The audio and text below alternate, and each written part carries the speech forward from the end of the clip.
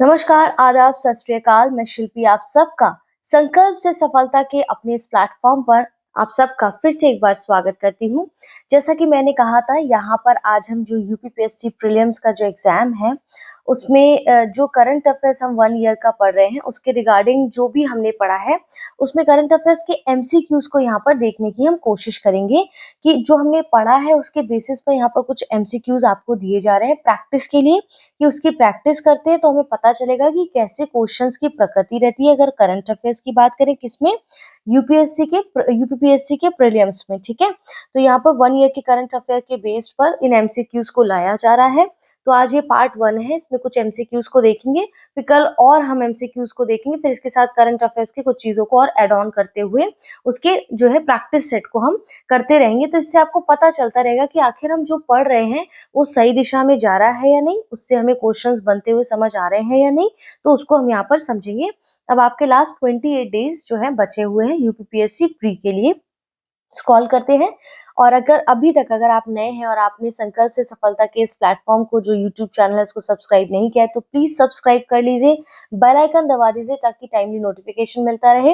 ये मेरा Instagram group है जिसका नाम है संकल्प से सफलता अपडेट्स, यहाँ पर फॉलो कर लीजिए। यहाँ पर सारे अपडेट्स और सारे क्वेश्चन, करंट अफेयर, एमसीक्यूज वगैरह आपको यहाँ मिल जाते हैं। ये मेरा टेलीग्राम ग्रुप है जिसका नाम है शिल्पी वर्मा 22, इसको जरूर फॉलो करें। सारे वीडियोस के लिंक, सारे अपडेट, सारे पीडीएफ इत्यादि आपको मेरे टेलीग्राम चैनल पर भी उपलब्ध हो जाएंगे।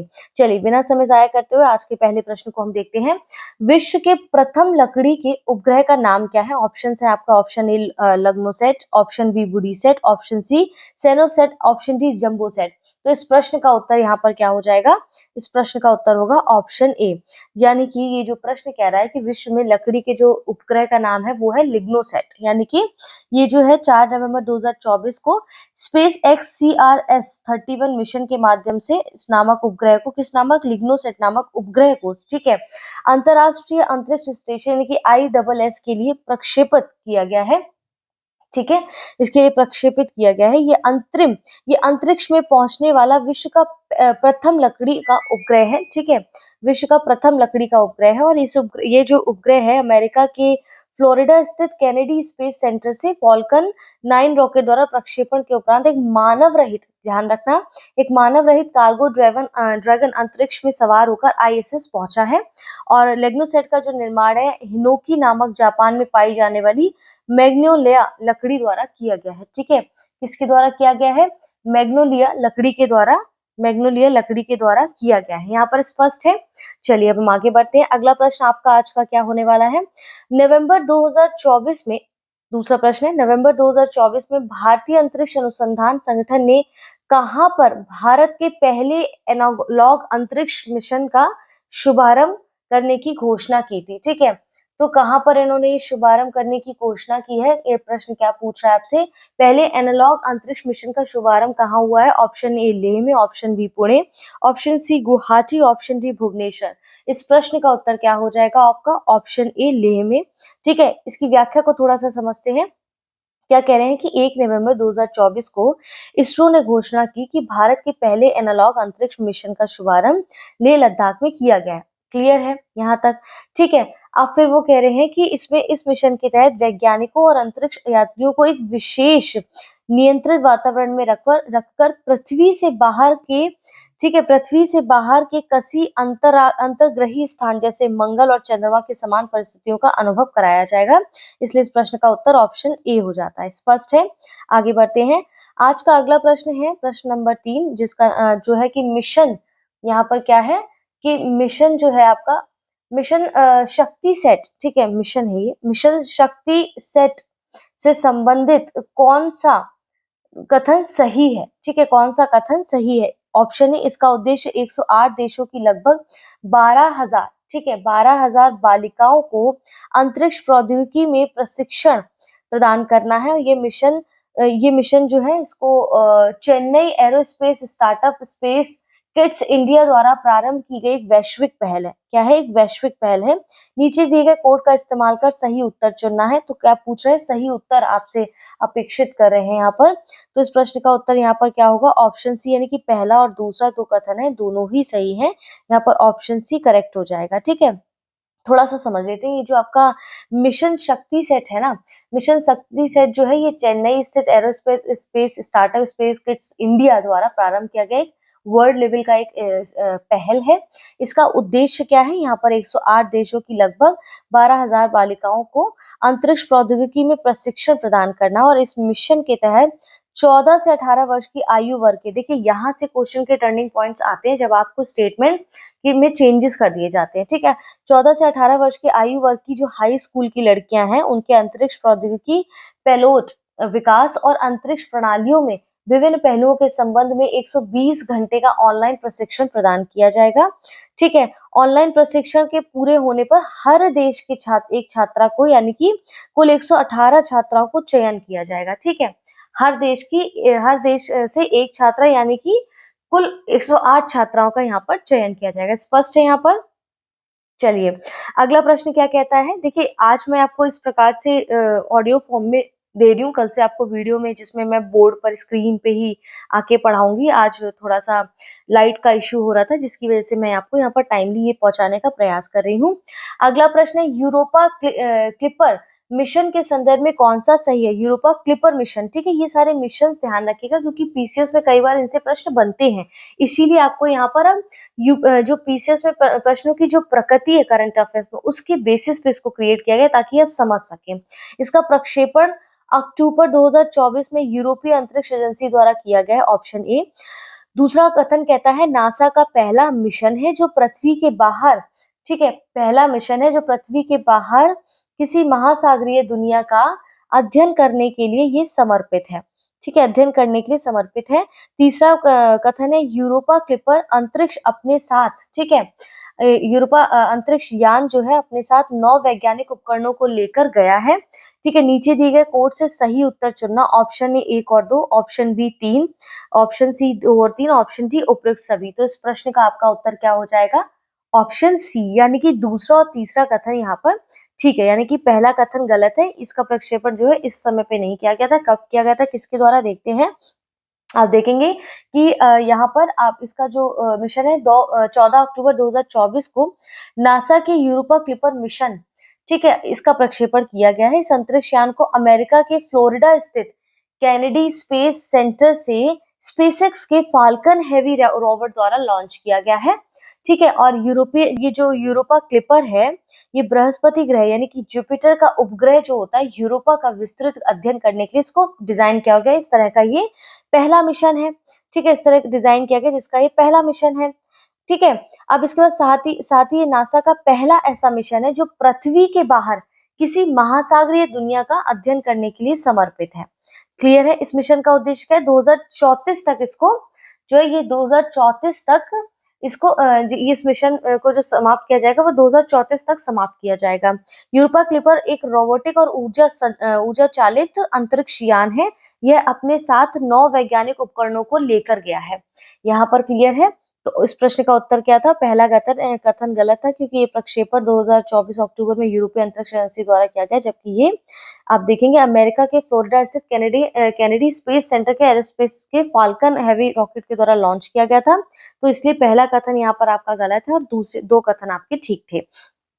अगला प्रश्न देखते हैं, भारतीय अंतरिक्ष, ठीक है, भारतीय अंतरिक्ष स्टेशन के संदर्भ में कौन सा कथन सही है? यहाँ पर जरूर ध्यान देना है कि सही पूछ रहा है कि गलत पूछ रहा है। पहला कथन क्या है आपका? भारतीय अंतरिक्ष स्टेशन के प्रथम मॉड्यूल का प्रक्षेपण वर्ष 2028 में किया जाएगा, ठीक है। थोड़ा सा मात्राओं की त्रुटि हुई है टाइपिंग में, कल से इसमें बिल्कुल सुधार होगा। दूसरा कथन है, वर्ष 2040 तक एक परिचालित भारतीय अंतरिक्ष स्टेशन के निर्माण का लक्ष्य निर्धारित किया गया है। नीचे दिए गए कूट से सही उत्तर चुनना है। ऑप्शन क्या है? ऑप्शन ए केवल 1, ऑप्शन बी केवल 2, ऑप्शन सी केवल 1 और 2 दोनों, ऑप्शन डी ना तो 1 ना ही 2। तो इस प्रश्न का उत्तर होगा ऑप्शन ए, यानी कि केवल एक कथन ठीक है, दूसरा गलत है। आइए समझते हैं कि दूसरा गलत क्यों है। तो ये 18 सितंबर 2024 को प्रधानमंत्री नरेंद्र मोदी की अध्यक्षता में केंद्रीय मंत्रिमंडल ने भारतीय अंतरिक्ष स्टेशन की पहल इकाई फर्स्ट यूनिट के निर्माण को स्वीकृति प्रदान कर दी थी, ठीक है।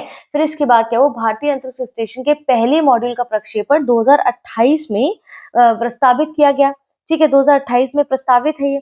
वर्ष 2035 तक एक परिचालित भारतीय अंतरिक्ष स्टेशन का निर्माण का लक्ष्य यहाँ पर निर्धारित किया गया है। ठीक है, इसलिए आपका पहला कथन यहाँ पर गलत था, जबकि बाकी कथन यहाँ पर ठीक थे। क्लियर है? आगे बढ़ते हैं। अगला प्रश्न है वीनस ऑर्बिटर मिशन इसरो द्वारा, ठीक है, मिशन इसरो द्वारा किस वर्ष प्रक्षेपित करने का लक्ष्य है? Option A 2028, option B 2032, option C 2035, option D 2037। तो इस प्रश्न का उत्तर यहाँ पर क्या होगा? इस प्रश्न का उत्तर यहाँ पर क्या हो जाएगा? क्या आप में से किसी को पता है? इसमें से किसी को पता है? ऑप्शन ए हो जाएगा, 2028 तक इस मिशन को प्रक्षेपित करने का लक्ष्य रखा गया है। थोड़ा सा व्याख्या से समझते हैं।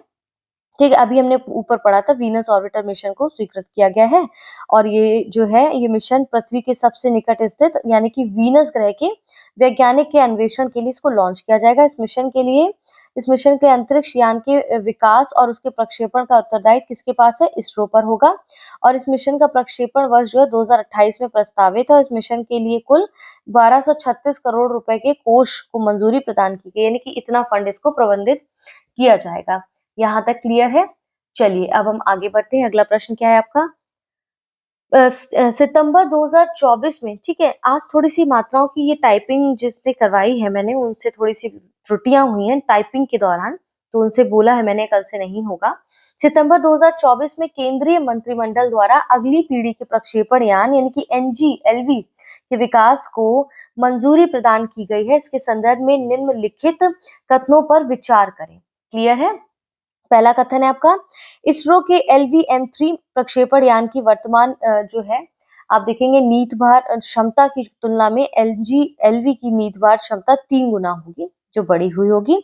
ऑप्शन 2, NGLV पृथ्वी की निम्न कक्षा में अधिकतम 30 टन वजनी नीत भार को स्थापित करने में सक्षम होगा। उपरोक्त कथनों में से कौन से सही है? केवल एक, केवल दो, एक और दो दोनों, ना तो एक ना ही दो। तो इस प्रश्न का उत्तर यहाँ पर आपके लिए क्या हो जाएगा? ऑप्शन सी होगा, यानी कि दोनों कथन आपके पूरी तरह से यहाँ करेक्ट है। ठीक है, तो यहाँ पर थोड़ी चीजें जो अलग से उनको देख लेते हैं, जैसे कि इसकी लागत जो है LVM-3 की लागत की तुलना में 1.5 गुना ही होगी और साथ ही NGLV एक क्या है? रीयूजेबल प्रक्षेपण यान होगा जो कम लागत में अंतरिक्ष तक पहुंचने में सुनिश्चित करेगा।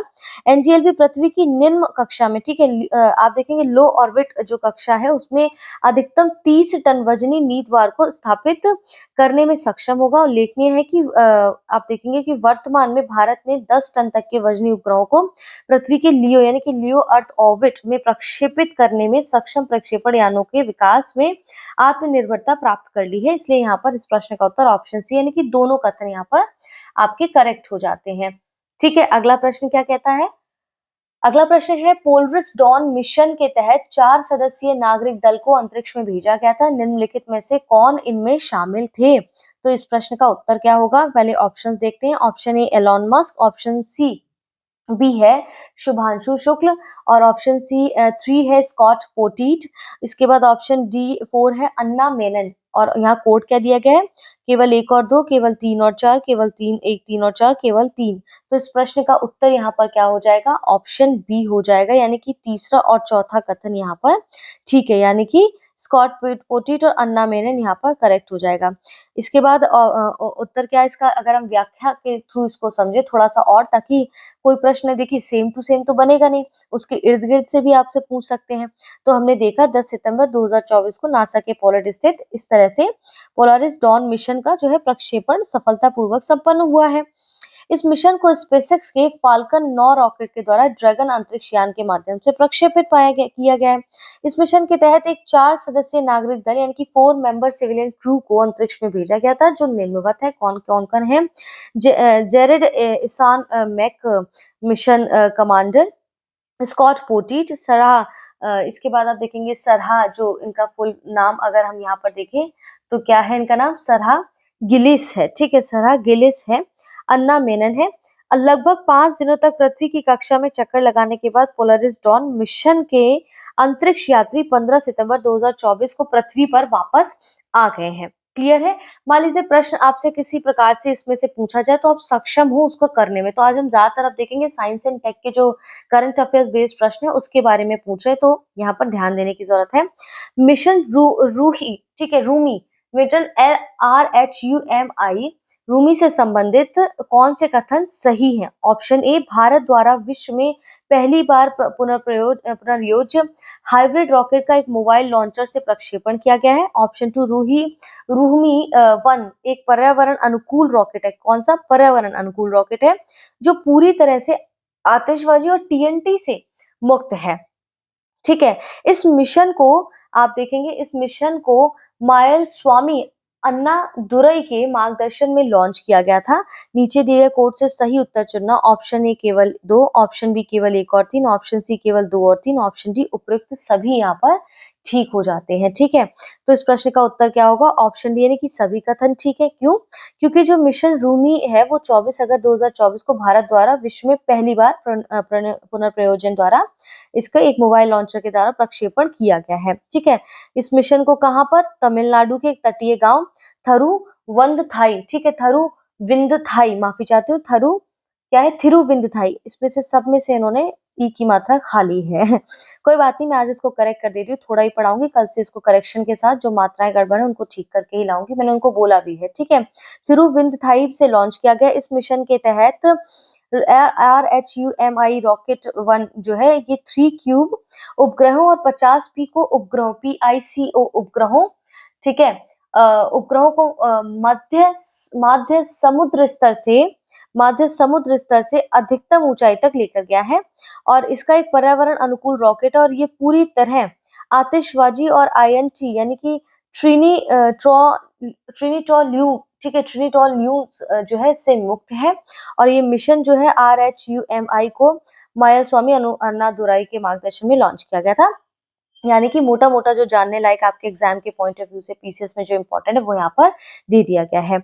अगला प्रश्न है आपका 14 जून 2025 को हैम्बर्ग अमेरिका में विश्व के द्रुतगम सुपर कंप्यूटरों की टॉप 500 सूची जारी की गई है। इसके अनुसार जो है विश्व का द्रुतगम सुपर कंप्यूटर कौन सा है? Option A Frontier, option B El Capitan, ठीक है, option C Aurora, option D eagle.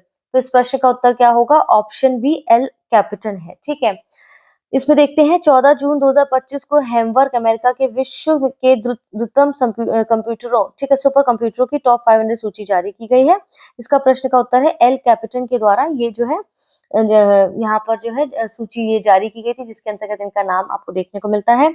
सूची में अमेरिका के सुपर कंप्यूटर एल के कैपिटन, ठीक है, एल के कैपिटन को विश्व का द्रुततम सुपर कंप्यूटर घोषित किया गया है। ये सुपर कंप्यूटर कैलिफोर्निया संयुक्त राज्य अमेरिका, ध्यान रखना इंपॉर्टेंट है, कैलिफोर्निया संयुक्त राज्य अमेरिका स्थित लॉरेंस लिवरमोर नेशनल, ठीक है, लॉरेंस लिवरमोर जो है लिवरमोर नेशनल लेबोरेटरी में स्थापित है ये और टॉप 500 की नवीनतम सूची में भारत के 6 सुपर कंप्यूटरों को स्थान प्राप्त हुआ है।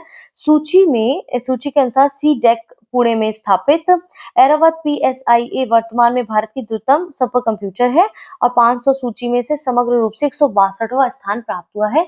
तो इम्पोर्टेंट फैक्ट है, इसको ध्यान रखना है। अगला प्रश्न आज का क्या है? यहाँ पर देखिए इस प्रकार से आपसे प्रश्न पूछे जाते हैं।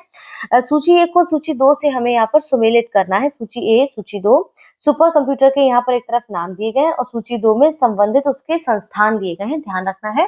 पहला सुपर कंप्यूटर का नाम है अर्का, उसके सामने दिया गया है भारतीय उष्णकटिबंधीय मौसम विज्ञान संस्थान पुणे। इसके बाद दूसरा नाम है आपका अरुणिका, दूसरा नाम NCRWF नोएडा। प्रत्युष यहाँ पर नाम देगा IIT-TM पुणे। मिहिर, ये नाम है इसका मिहिर, NCMRW नोएडा।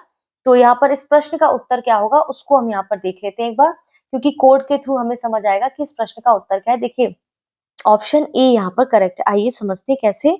तो A1 जो है किससे ए का जो है 1 यहाँ पर करेक्ट है, बी यहाँ पर 2 से करेक्टेड है, सी यहाँ पर 3 से करेक्टेड है, 4 यहाँ पर डी से करेक्टेड, यानी कि अर्का जो है भारतीय उष्णीय मौसम विज्ञान संस्थान पुणे करेक्ट है। ये अरुणिका राष्ट्रीय माध्यम अवधि मौसम पूर्वानुमान जो है केंद्र नोएडा में अवस्थित है, ये करेक्ट है। प्रत्युष IIT-TM पुणे। मिहिर है आपका NCMRWF नोएडा, तो पूरी तरह से करेक्ट है। यहाँ पर यही चीज आपको दी गई है, ठीक है। ऐसा नहीं कि हर बार सेम आगे पीछे सामने दे दिया जाएगा, ऊपर नीचे करके भी पूछ लेंगे, ठीक है। अगला प्रश्न आपका इंटरेस्टिंग है, हाल ही में चर्चा में रहा QPIA इंडस है कौन क्या है? क्वांटम कंप्यूटर, उपग्रह है, शुद्ध ग्रह है या नई आकाशगंगा है? तो इस प्रश्न का उत्तर है क्वांटम कंप्यूटर है ये। ऑप्शन ए करेक्ट है। इसको थोड़ा सा समझते हैं कि भारत के विज्ञान प्रौद्योगिकी के नए युग में प्रवेश करते हुए अपने पहले पूर्ण स्टैक क्वांटम कंप्यूटर का अनावरण किया गया है। विश्व क्वांटम दिवस जो कि 14 अप्रैल 2025 के अवसर पर बेंगलुरु स्थित स्टार्टअप QPIAI ने इसका इंडस नामक 25 क्यूबिट क्षमता वाला क्वांटम कंप्यूटर राष्ट्र को समर्पित किया है। ये इंपॉर्टेंट है। ये उपलब्धि देश को राष्ट्रीय क्वांटम मिशन है कि NQM के तहत हासिल की गई एक बड़ी सफलता है। क्लियर है? चलिए आगे बढ़ते हैं, अगला प्रश्न देखते हैं। हाल ही में कहा भारत का पहला क्वांटम कंप्यूटिंग गांव स्थापित करने की घोषणा की गई? ए अमरावती, बी हम्पी, ठीक है, ए अमरावती, बी हम्पी, सी गैंगटॉक और डी शिमला। ठीक है, इस प्रश्न का उत्तर क्या हो जाएगा? अमरावती, ऑप्शन ए हो जाएगा। कैसे? भारत तेजी से उभरती क्वांटम कंप्यूटिंग तकनीक में वैश्विक अग्रणी बनने की दिशा में बड़ा कदम उठा रहा है। हाल ही में आंध्र प्रदेश सरकार ने राज्य की नवगठित राजधानी अमरावती देश में पहला क्वांटम कंप्यूटिंग विलेज स्थापित किया गया है। ठीक है, पहला कंप्यूटिंग विलेज जो है आपका, यहाँ पर ये ध्यान रखना है, पहला कंप्यूटिंग जो विलेज है, कंप्यूटिंग विलेज स्थापित करने के लिए इसको चुना गया है। याद रहेगा कहाँ पर चुना गया है आपका? अमरावती में। स्पष्ट है? हाल ही में, ठीक है, हाल ही में माइक्रोसॉफ्ट द्वारा जारी विश्व की पहली क्वांटम चिप का नाम क्या है? यहाँ पर ठीक है, पहली क्वांटम जो चिप है उसका क्या नाम है? Option A qubit 5, option B Majorana 1, option C Yukti 11, option D गति 5। तो इस प्रश्न का उत्तर क्या होगा? ऑप्शन बी हो जाएगा। यानी कि मेजराना जो है 1, मेजराना 1 जो है माइक्रोसॉफ्ट की विकसित की हुई एक प्रौद्योगिकी क्वांटम प्रोसेसर चिप है। या विकसित की हुई देखेंगे आप कि विकसित की हुई प्रायोगिक क्वांटम प्रोसेसर चिप है।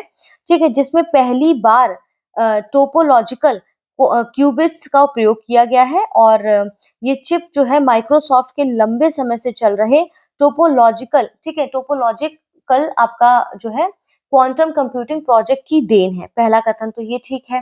मेजराना 1 जो है फरवरी 2025 में एक शोध उपलब्धि के रूप में इसको उजागर किया गया है। मेजराना 1 प्रेजेंट टाइम में 8 क्यूबिट्स वाला चिप जो है प्रोटोटाइप है, इस जिसे भविष्य में 10 लाख क्यूबिट तक बढ़ाने के जो लायक है, इसको आर्किटेक्चर के साथ डिजाइन किया गया है। ठीक है, आर्किटेक्चर के साथ डिजाइन किया गया। एक दो प्रश्न और देखते हैं क्योंकि इसमें शब्दों की त्रुटियां थोड़ी हैं आज, तो इसको हम यहाँ पर ही आज स्थगित करेंगे। इसके बाद कल से हम थोड़े और बल्क में प्रश्न लेकर आएंगे। ठीक है, परेशान नहीं होना है।